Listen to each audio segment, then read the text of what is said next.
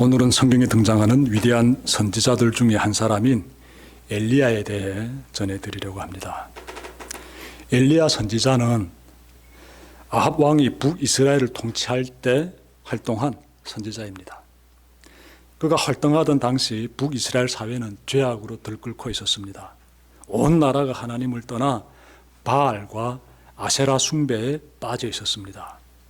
이 죄악의 중심에는 아합 왕과 그의 아내인 이세벨이 있었습니다. 이세벨은 이방 여인인데 이 북이스라엘 왕 아합은 시돈 왕의 딸인 이세벨과 결혼하게 돼요. 그래서 이스라엘 땅에서 왕후로서 살아가게 됩니다. 문제는 이세벨이 바알과 아세라를 깊이 숭배했던 것입니다. 이세벨은 남편과 이스라엘 백성들이 바알과 아세라 숭배에 빠지게 하는데 중요한 역할을 하게 됩니다. 어리석은 아합 왕은 하나님만을 경배할 대신 수도인 사마리아에 바알 신전을 짓고 바알을 숭배하기에 이릅니다. 자, 그들이 바알을 숭배한 이유는 바알을 믿으면 농사도 잘 되고 재물도 풍부해지고 많은 자녀도 낳을 수 있다고 믿었기 때문이에요. 여기서 농사와 재물과 그리고 자손의 번성은 서로 연결되어 있습니다. 그리고 그 시작점에는 비가 있습니다. 비, 하늘에서 내리는 비가 있어요. 하늘에서 비가 잘 내려줘야 농사가 잘 되게 되고, 그래야 사람들의 재물이 많아지게 되고, 그래야 또 생활이 넉넉해지면서 많은 자손도 낳게 되지요. 그래서 바알의 복의 시작은 비로부터 시작된다. 하늘에서 내리는 비로부터 시작된다라고 볼 수 있습니다. 가나안 지방의 이방인들은 바알을 믿으면 바알이 때에 맞춰 비를 내려준다고 믿었습니다. 하나님은 이런 행위를 매우 가증스럽게 여기십니다. 왜냐하면 하나님이 비를 내려주시고 삶을 풍요롭게 해주시고 하나님께서 자손을 번성케 해주시기 때문에 그렇습니다. 하나님은 이스라엘 민족에게 너희는 가나안 족속들처럼 우상 숭배하면 안 된다고 여러 번 명령하셨습니다. 그런데 아합 왕 시대의 북이스라엘 백성들을 보니 바알 숭배가 그들의 삶을 완전히 지배하고 있습니다. 이렇게 되자 하나님께서 선지자를 보내시는데 그 사람이 바로 엘리야입니다. 엘리야 선지자는 아합 왕에게 직접 찾아가 내가 기도하기 전에는 수년 동안 이 땅에 비도 이슬도 있지 않을 것이라고 선포합니다. 그리고 선지자의 말대로 그 땅에 비가 내리지 않습니다. 비가 그쳐요. 북이스라엘 전역은 물론이고 근처에 있는 이방 나라인 시돈에도 동일하게 가뭄이 임합니다. 비가 내리지 않자 농사는 어떻게 되겠습니까? 다 안 되지요. 그러면 사람들이 굶주림에 허덕이게 되지요. 이렇게 되자 아합 왕과 왕후 이세벨은 하나님의 선지자들 대대적으로 박해하기 시작했습니다. 그들은 하나님의 선지자들 때문에 바알 신이 비를 내리지 않는다고 생각한 것이지요. 그들은 엘리야 선지자를 죽이려고 혈안이 되어 찾기 시작합니다. 이때 하나님께서는요 어떻게 하시는가 하면 엘리야 선지자를 요단 앞 그릿 시내에 머물게 하시고 그리고 이어서 시돈에 있는 사르밧 성으로 또 인도하십니다. 엘리야는 그곳에서 하나님이 예비하신 매우 가난한 과부를 만납니다. 과부에게는 아들이 한 명 있습니다. 그 아들은 10살 미만 정도로 보입니다. 과부가 엘리야를 위해 마지막으로 남은 가루로 떡을 만들어 대접하자 하나님께서 그 가정에 떡과 기름이 떨어지지 않게 공급해 주십니다. 그러던 어느 날 과부의 그 아이가 병들어 숨을 거두게 됩니다. 과부가 그토록 의지하고 살아왔던 그 사랑하는 아들을 잃게 된 것이에요. 그러니 얼마나 애통한 가운데 빠지겠습니까?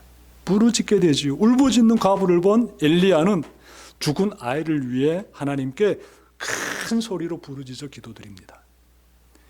열왕기상 17장 20절에서 나오는데요. 내 하나님 여호와여, 주께서 또 내가 우거하는지 과부에게 재앙을 내리사 그 아들이 죽게 하셨나이까. 엘리야가 애통한 그 과부의 심정을 본인도 절절히 느끼면서 하나님께 부르짖어 기도드리는 거예요. 그리고 나서 자신의 침상 위에 그 누워있는 그 아이의 그 시신 위에 3번 몸을 펴서 엎드린 후에 다시 한번 큰 소리로 하나님께 부르짖어 기도드립니다. 내 하나님 여호와여, 원하건대 이 아이 혼으로 그의 몸에 돌아오게 하옵소서. 그러자 기적이 일어납니다. 이 죽은 아이가 살아나게 돼요. 죽었던 아들이 다시 살아난 이 엄청난 기적을 목격하자 과부는 엘리야에게 이렇게 말합니다. 내가 이제야 당신은 하나님의 사람이요 당신의 입에 있는 여호와의 말씀이 진실한 줄 아노라. 여러분, 지금까지 살아오면서 바알이 생명을 주관한다고 생각했는데 바알이 아닌 거예요. 엘리야가 믿는 하나님이 생명의 주관자이심을 이 과부가 깨달은 것입니다. 혹독한 가뭄으로 굶어 죽을 지경에 이른 자신과 아들을 지금까지 살게 하신 분이 하나님이심을 새삼스럽게 또한 깨닫게 됩니다. 그녀는 엘리야 선지자에게서 들어온 하나님에 대한 말들이 진실임을 깨닫습니다. 여러분, 엘리야가 사르밧 과부의 아들을 살리기 위해 기도드리던 모습을 떠올려 봅시다. 엘리야의 기도에서 부각되는 것은 기도의 간절함, 기도의 간절함. 그는 애통한 자의 심정을 본인이 그대로 느끼면서 그 자의 그 입장에서 간절히 부르짖으며 하나님께 매달렸으며 하나님은 그 기도에 응답해 주셨습니다. 여러분의 기도도 이처럼 간절하기를 바랍니다. 하나님은 간절한 기도에 귀 기울여 주시고 응답해 주십니다. 첫 번째로 기도의 간절함이 매우 중요하다라고 제가 전해드렸는데 이어지는 내용 봅시다. 가뭄이 3년 6개월로 접어들던 어느 날 하나님의 말씀이 엘리야에게 임합니다. 하나님께서는 엘리야에게 너는 아합 왕에게 가서 하나님이 비를 내리게 하신다고 전하라고 합니다. 아합 왕을 만난 엘리야는 아합 왕이 자신을 죽이려고 했는데 엘리야가 담대히 나가는 거예요. 그래서 왕을 만납니다. 그래서 왕을 만난 엘리야는 이세벨의 상에서 먹는 바알 선지자 450명과 아세라 선지자 400명을 갈멜산으로 부르라고 요구합니다. 아합 왕은 선지자 요구를 또 들어줘요. 이렇게 돼요. 갈멜산에서는 엘리사 선지자 한 사람과 바알 선지자 450명 간의 대결이 시작됩니다. 아세라 선지자 400명은 말씀 보니까 등장하지 않습니다. 이들은 아마 오지 않은 것으로 또 볼 수 있는데요. 그리고 많은 사람들이 갈멜산으로 나와서 이 광경을 보게 돼요. 바알 선지자 450명과 하나님의 선지자 엘리야 한 사람과 이 대결을 보게 됩니다. 갈멜산은 이스라엘의 북쪽에 위치해 있으며 멀지 않는 곳에 지중해가 있습니다. 갈멜산은 높이가 약 546m 정도 되는 그러한 그 봉우리를 중심으로 이렇게 쭉 퍼져 있는 구릉지대를 이루고 있습니다. 그래서 이 많은 사람들이 와가지고 함께 그곳에서 어떤 일이 벌어지고 있는지를 볼 수 있는 그러한 지리적 배경을 가지고 있습니다. 엘리야와 바알 선지자들은 그곳에 제단을 쌓고 하나님이 신이냐 아니면 바알이 신이냐를 가르는 대결을 시작합니다. 각자는 제단 위에 장작을 놓고 그리고 그 위에 각을 뜬 송아지를 올려놓습니다. 그리고 불을 사용하지 말고 각자가 믿는 신이 여기에 불을 내리게 하자고 이렇게 서로 이렇게 약속합니다. 그리고 바알 선지자들이 먼저 바알에게 빌기 시작해요. 불을 내려달라고. 450명의 바알 선지자들은 온몸에 자해까지 입히면서 그렇게 되면 이 칼로 막 몸을 사가지고 찌르게 되면 어떻게 됩니까? 막 피가 철철 흐르게 되죠. 그렇게 자해까지 하면서 바알을 찾는데요. 오전부터 시작하여 점심이 지나고 오후 3시가 되도록 감감무소식이에요. 바알이 아무것도 하지 못합니다. 여러분 생각해 보십시오. 인간이 만들어 놓은 바알이라는 그 우상이 무슨 일을 할 수 있겠습니까? 아무것도 할 수 없는 것이 당연한 것이지요. 기다리기에 지친 엘리야는 오후 3시, 즉 저녁 소제를 드리는 시간이 되자 드디어 나섭니다. 그는 제단 주변에 도랑을 파괴합니다. 도랑을. 그리고 사람들에게 12통의 물을 기록하게 합니다. 12통의 물, 12통. 그리고 그 물을 제단 위에 장작에 다 붓습니다. 그러면 나무가 푹 젖게 되고 그 물이 도랑에 차게 되고 12통의 물을 부으니까 도랑도 넘쳐날 정도로 물바다가 됩니다. 그 다음 엘리야는 하나님께 여호와 하나님은 이스라엘의 하나님이신 것과 나는 하나님의 종인 것과 하나님이 신이심을 모두가 보게 해 주십시오라고 기도드립니다. 이 기도가 딱 끝나자 즉시 하늘에서 불이 떨어지는데 그 제단에 있는 고기 그리고 그 나무 도랑에 있는 물 다 태워버립니다. 다 태워버립니다. 이 광경을 이스라엘 백성들이 다 지켜보고 누가 신인지 명확히 알게 됩니다. 바알이 신인 것이 아니라 하나님이 참 신이심을 그들이 깨닫게 됩니다. 지금까지 하나님과 바알 사이에서 머뭇거렸던 백성들이 비로소 하나님을 믿게 됩니다. 정신 차리게 되는 것이에요. 그들은 엘리야의 지시에 따라 바알 선지자들 붙잡아 가지고 산 아래에 있는 기손 시내로 끌고 가서 다 죽입니다. 그렇게 함으로써 자신들이 뒤늦게나마 하나님의 편에 서 있음을 확고히 밝힙니다. 엘리야가 제단에서 드린 이 기도에서 부각되는 것은 무엇이겠습니까? 기도의 담대함이에요. 기도의 담대함.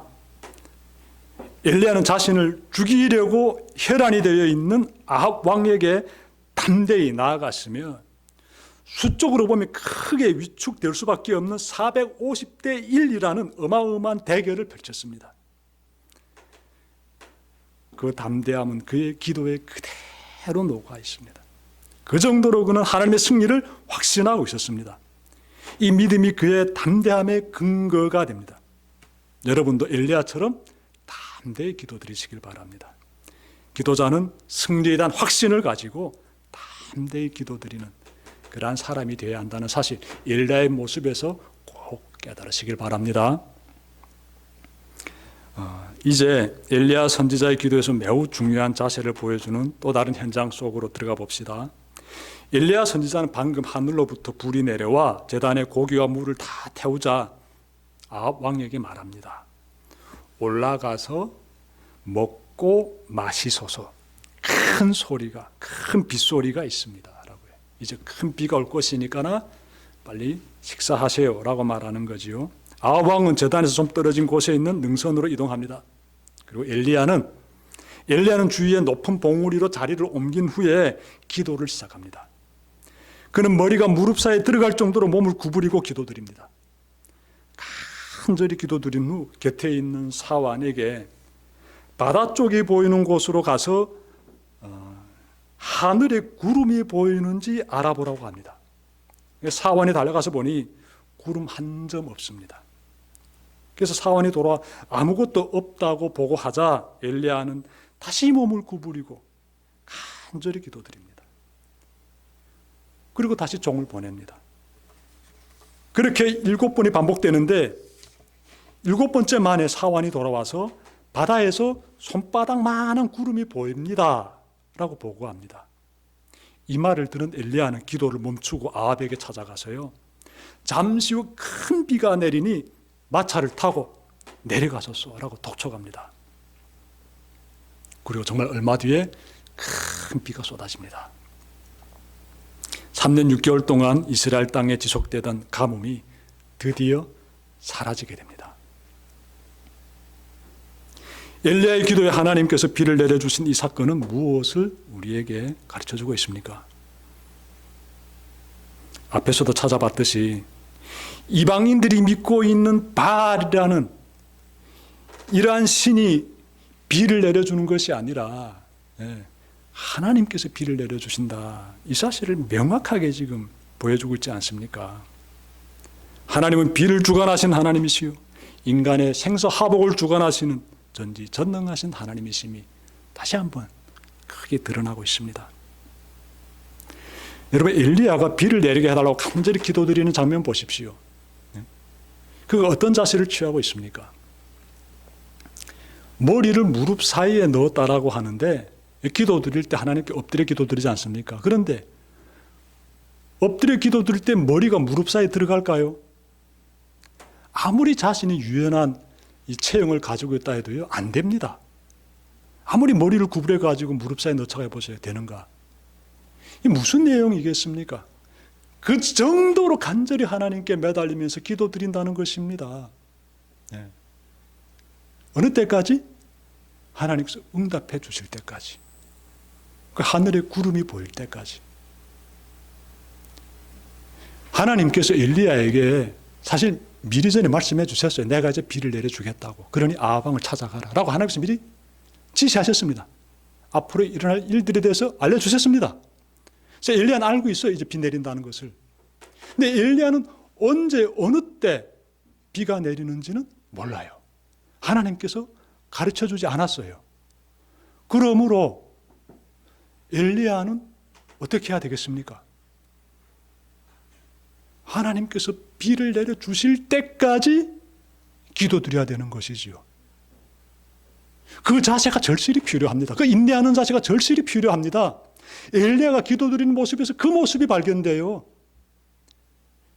하나님께 간구드리는 자가 어떤 자세로 간구드려야 되는지 우리가 이 모습을 통해서 깨닫게 돼요. 기도는 어떻게 드려야 된다? 하나님께서 응답해 주실 때까지 기도드리는 거예요. 응답해 주실 때까지. 제가 오늘 기도의 세 가지 모습에 대해서 전해드렸는데 첫째로 무엇이겠습니까? 하나님께 간절히 기도드려야 돼요. 그 과부가 자식을 잃고 그 애통함 가운데서 울부짖듯이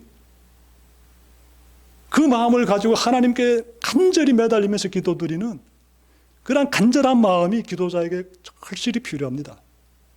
두 번째로 아무리 내가 마주하고 있는 세력이 강하다 할지라도요, 절대로 위축되지 말고 내가 믿는 하나님이 제일 전지전능하신 하나님이심을 항상 기억하면서 담대하게 용기를 발휘해가지고 기도드려야 합니다. 눈앞의 상황이 아무리 어렵다 할지라도 하나님이 날 반드시 도와주실 것이고 나를 반드시 구원해 주실 것이라는 그 믿음을 가지고 담대하게 기도드려야 합니다. 그 세 번째로 무엇이겠습니까?